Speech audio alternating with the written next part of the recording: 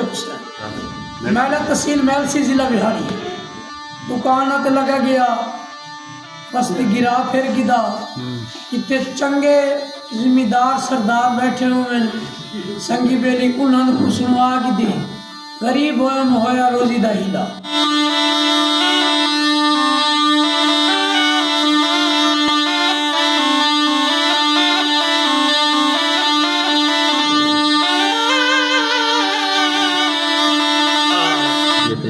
दिहाड़ी बड़ी 600-700 रुपया बननी थी कला छेकते भाई शाम तक मैं बता रहा हूँ तो 800-850 बननी थी ये मेरे डाडे पर डाडे तू ये साढ़े शुरुआत हुए काम होता पे मैं अपने अब्बे तो सीखा उस वक्त अगर अख्तर खान साहब भाई साला चाचू है जोगी साहब वाल उस उनके को मेरी शक्ल रखी है वाल मैं उनके को सीखा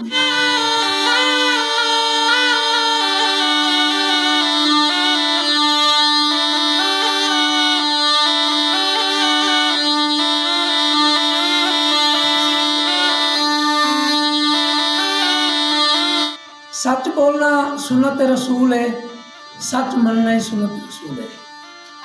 ये इन्ना सपों वास्ते नहीं सर ये उन्ना सपों वास्ते आई जिवें आप नागनी फिल्म दे दे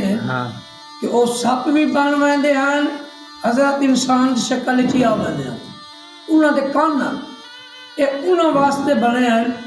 कि हजूर की कचहरी चुनाई तो फरियाद की उस आखा हजूर असा तेरी उम्मत है सारे नाल इतने सारे बंदे मरते पे लड़दा है नाग है बंदा है तो उत्थे गैब थी वेंदे नाग होंदे ते नाग नहीं होंदा ते तुसा कोई साकू हीला दो करम नवाजी करो उन्हां वाले मुरली दी ओ फदीजन लग गए हुण तो हर चीज़ का इलाका वखरा है ऐसे बलोच का इलाका है ए अराई का इलाका है ए खिची मार्के का इलाका है ऐसे पठान का इलाका है ऐसे ही